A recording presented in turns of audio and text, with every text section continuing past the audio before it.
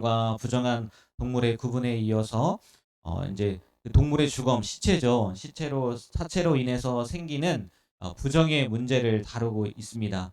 나아가 이런 음식법, 정결규례를 주신 이유와 목적, 우리 마지막에 읽었는데 그것을 밝히시죠.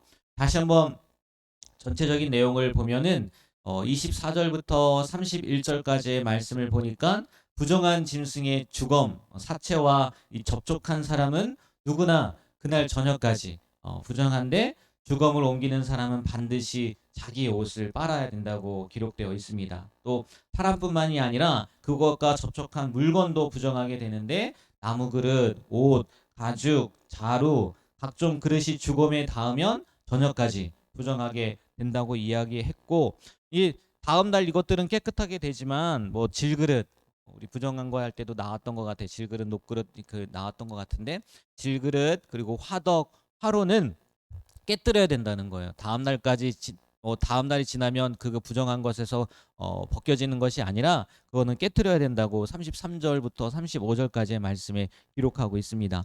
그런데 특이한 것은 좀 이따 말씀을 드리겠지만 샘과 물 웅덩이 그리고 물에 젖지 않은 씨는 이 주검과 접촉해도 부정하지 않을 거라고, 부정하지 않다고 이야기를 하고요.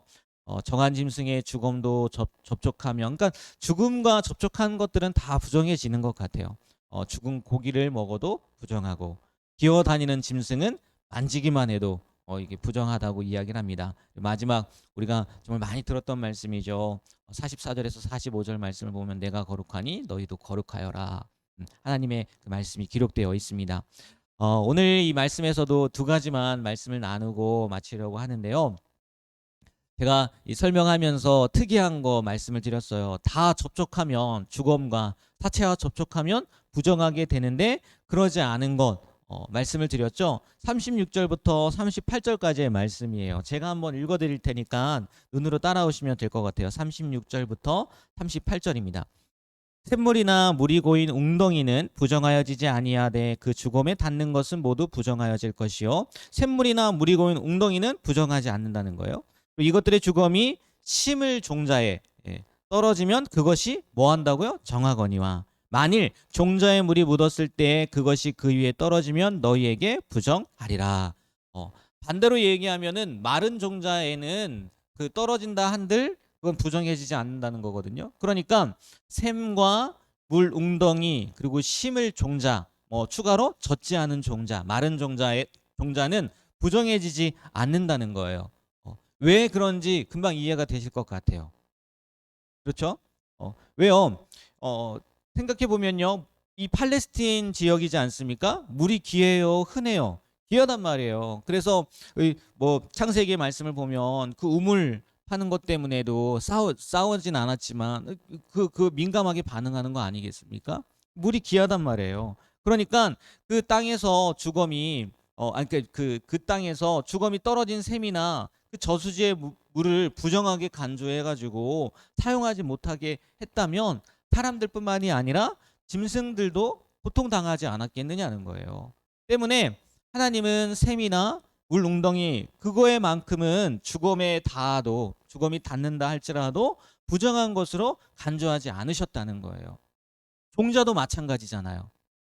심을 종자 뭡니까? 미래의 식량이란 말이에요. 그리고 젖지 않은 종자도 마찬가지겠죠. 지금은 아니겠지만 우리가 알다시피 종자라는 것이, 씨라는 것이 그 수분이 없는 상태로, 마른 상태로 계속 유지하면 몇천 년이 지나도 그게 다시 낫게 되잖아요. 그러니까 하나님께서 반대로 오늘 말씀에 나와 있는 것처럼 물에 젖은 종자는 그렇지 못한단 말이에요. 그러니까 구별을 해놓은 거죠. 물에 젖은 종자와 그렇지 않은 종자. 하나님은요, 어제 말씀에서도 말씀을 드렸지만 분명 원리 원칙만을 따지시는 분은 아니라는 거예요. 은혜와 긍휼, 사랑과 배려를 틀림없이 보여주시는 분이라는 거죠. 이런 하나님의 은혜, 긍휼, 사랑, 배려를요, 우리는 뭐하고 살고 있는 거예요? 받고 살고 있는 거예요. 원리 원칙만 따지는 하나님이 아니라 그런 가운데에도요, 우리에게 은혜를 베풀어 주시기도 하고 사랑을 베풀어 주시기도 하고 긍휼을 베풀어 주시기도 하고 때론 배려해 주시기도 한다는 거예요. 그럼에도 불구하고 이런 사랑과 은혜와 긍휼과 배려를 받음에도 불구하고 우리는 어떠냐는 거예요. 이웃을 만났을 때나 아니 이웃에게 이런 사랑이나 은혜나 긍휼이나 그 배려를 베풀지 않는다면, 보여주지 않는다면 예수님 시대에 바리새인들과 다를 게 뭐가 있느냐는 거죠. 예수님께서 말씀하시는 그 위선자라는 그런 뭐라고 호된 꾸중과 다를 게 뭐가 있느냐는 거예요. 하나님의 정하신 법은요, 먼저요 자신을 깨끗게 하라는 거예요.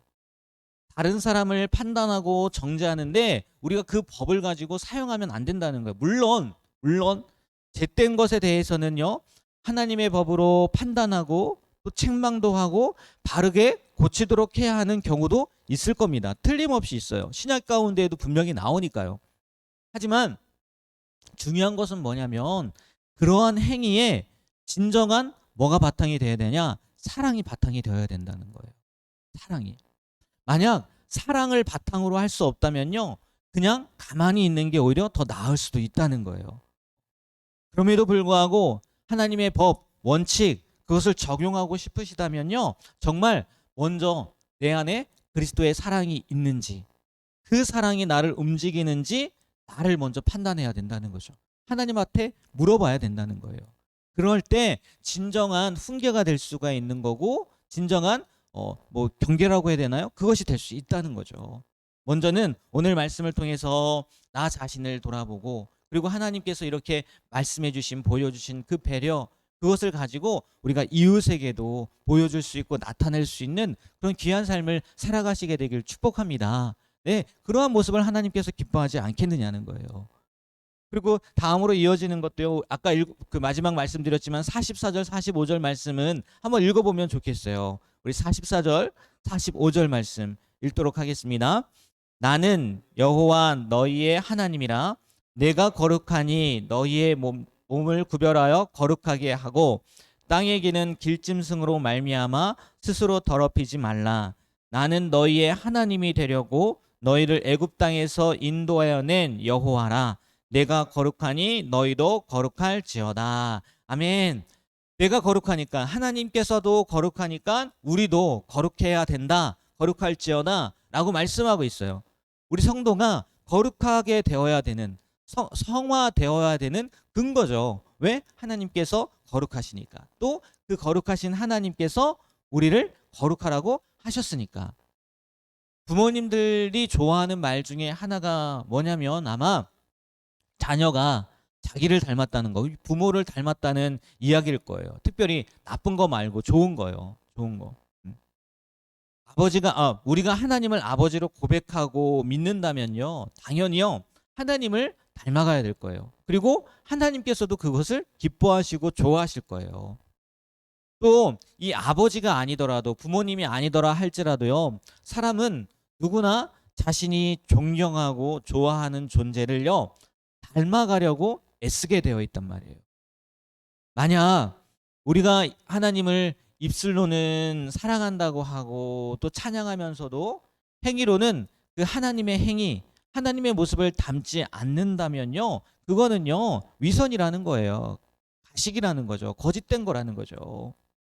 하나님께서는요, 하나님의 일, 하나님께서 행하신 일들을 통해서도 우리에게 말씀하시고, 특별히 오늘 말씀 가운데에도 이 말씀을 통해서도요 하나님의 거룩하신 성품을 닮아야 된다고, 또 하나님의 거룩한 성품은 이러한 성품이다라고 보여주시고 말씀해 주신다는 거예요.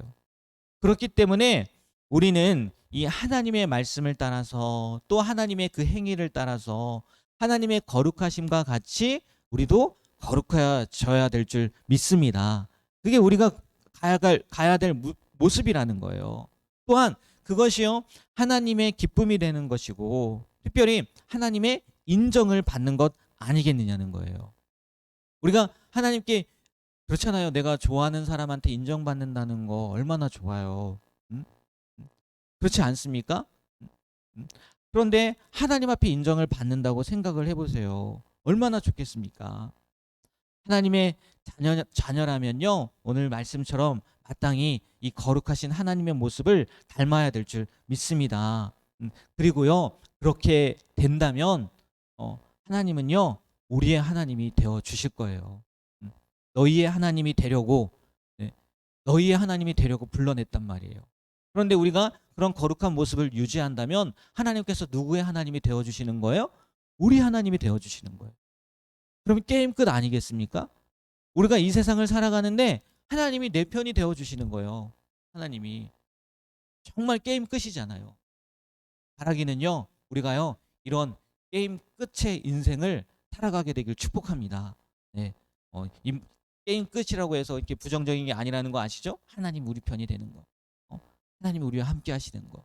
그런 은혜를 늘 경험하며 사시게 되는 모든 성도님들이 되시길 주님의 이름으로 축복합니다. 네, 기도하겠습니다. 하나님, 오늘 말씀을 통해서도 또 하나님의 모습과 또 우리가 닮아야 될 하나님, 그리고 우리가 나아가야 될 방법들에 대해서 배웠습니다. 하나님, 오늘 하루도 이 말씀을 기억하며 그 말씀이 우리의 삶을 이끌어가는 그런 귀한 하루가 되게 하여 주시옵소서. 하나님이 동행하여 주시고 또 우리가 거룩한 하나님을 닮아가려 할 때 우리에게 힘 주실 줄 믿고 예수님의 이름으로 축복하며 기도합니다. 아멘.